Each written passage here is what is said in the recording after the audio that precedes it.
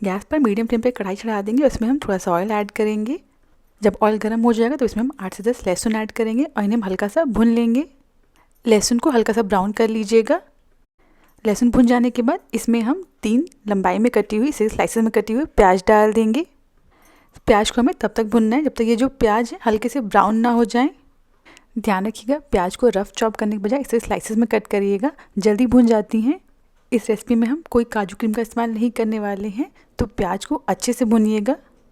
इसी के साथ जो प्याज है अच्छे से भुन गया है। इससे ज़्यादा इसे नहीं भुनिएगा, इसे बहुत ज़्यादा ब्राउन नहीं करना है। इसे हमें पीसना है, तो पीसने से पहले इसे हम हल्का सा ठंडा कर लेंगे। जब हम इसे हल्का सा ठंडा हो जाएगा तो इसे हम ग्राइंडर जार में डाल देंगे। साथ ही में 1 इंच अदरक, 2 से 3 कटी हुई हरी मिर्च की मात्रा अपने आप ज़्यादा कम कर लें, 1 इंच दालचीनी का टुकड़ा, 1 हरी इलायची। इन दोनों खड़े मसालों को ज़रूर ऐड करिएगा, बहुत अच्छा टेस्ट आता है ग्रेवी में। नेक्स्ट इसमें 50 ग्राम पनीर ऐड करेंगे।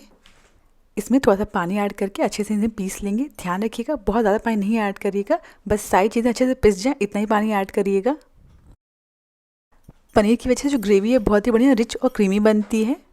सो बिना किसी काजू क्रीम के भी आप बहुत ही बढ़िया रिच और थिक ग्रेवी बना सकते हैं। नेक्स्ट वापस से गैस पर मीडियम फ्लेम में कढ़ाई रख देंगे। उसमें थोड़ा सा बटर और ऑयल ऐड करेंगे।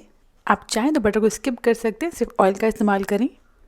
इसमें आधा चम्मच जीरा ऐड करेंगे। साथ ही में 1 चम्मच कश्मीरी लाल मिर्च पाउडर ऐड करेंगे, जिससे ग्रेवी में कलर बहुत बढ़िया आ जाएगा। इन सारी चीज़ों को अच्छे से मिक्स कर लेंगे। ध्यान रखिएगा पकाना नहीं, बस अच्छे से मिक्स कर लीजिएगा। अब इसमें जो हमने प्याज का पेस्ट बना कर रखा था ना, उसे ऐड कर देंगे। इन सभी को अच्छे से मिक्स कर लेंगे। अब इसे हमें अच्छे से भुनना है। ध्यान रखिएगा ये मेन स्टेप है, इसे अच्छे से भुनिएगा तभी ग्रेवी में बहुत ही अच्छा टेस्ट आएगा। इसे जल्दी जल्दी भुन देंगे ना तो ग्रेवी में वो टेस्ट नहीं आएगा, जिसकी हमें अक्सर शिकायत रहती है कि रेस्टोरेंट जैसा नहीं बना। जब तक प्याज भुन रहा है तब तक हम क्या करेंगे, 2 टमाटर का पेस्ट बना लेंगे। इसी के साथ जो प्याज अच्छे से भुन गया, ये पहले काफ़ी ज़्यादा ड्राई भी हो गया है। अब इसमें टमाटर का पेस्ट ऐड कर देंगे और साथ ही में जाएगा स्वाद अनुसार नमक, 1 चम्मच धनिया पाउडर, 1 चम्मच कश्मीरी लाल मिर्च पाउडर और चुटकी भर चीनी ऐड करेंगे। चीनी से ग्रेवी में अच्छा टेस्ट आ जाएगा, चुटकी भर चीनी से ग्रेवी मीठी नहीं होगी। इन सारे मसालों को ग्रेवी के साथ अच्छे से मिक्स कर लेंगे। अब वापस से इसे हमें अच्छे से भुनना है, मतलब इसे वापस से तब तक भुनना है जब तक ये जो मसाला है थोड़ा ड्राई ना हो जाए। इसी के साथ सारी चीज़ें अच्छे से भुन गई हैं। ये जो मिक्सचर पहले काफ़ी ज़्यादा ड्राई हो गया है। अब इसमें पानी ऐड करेंगे।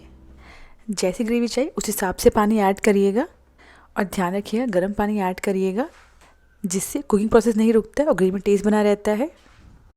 2 से 3 मिनट पकाने के बाद गैस को बंद कर दीजिएगा और इसे साइड में रख दीजिएगा।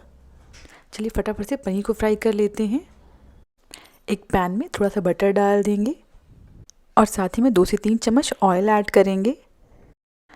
जैसे बटर मेल्ट हो जाएगा इसमें पनीर के पीसेस डाल देंगे। ध्यान रखिएगा गैस की फ्लेम को मीडियम रखिएगा। पनीर को आप हमेशा ग्रेवी बनने के बाद ही भुनिएगा। पहले ही पनीर को भून के रखने से क्या होता है, जो पनीर थोड़ा हार्ड हो जाते हैं, चूई हो जाते हैं। ग्रेवी बन जाने के बाद इसे आप भुनेंगे ना तो फटाफट से भुनने के बाद इसे ग्रेवी पलट देंगे, जिससे ये सॉफ्ट रहते हैं। इसमें ऊपर से थोड़ा सा नमक स्प्रिंकल कर देंगे, जिससे ये खाते समय फीके नहीं लगेंगे। और नमक को भी अच्छे से मिक्स कर लेंगे। पनीर को हमें तब तक भुनना है जब तक कि बाहर से हल्के गोल्डन ब्राउन ना हो जाए। ध्यान रखिएगा गैस की फ्लेम को हाई नहीं करिएगा, वरना ये तुरंत से ब्राउन हो जाएंगे और जलने भी लग सकते हैं। और इसी के साथ जो पनीर है अच्छे से भुन गए हैं, आप देख सकते हैं बहुत ही बढ़िया गोल्डन ब्राउन कलर आ गया है। इन सारे पनीर को हम कढ़ाई में डाल देंगे और पनीर के साथ में ही 1 कप हरा मटर डाल देंगे।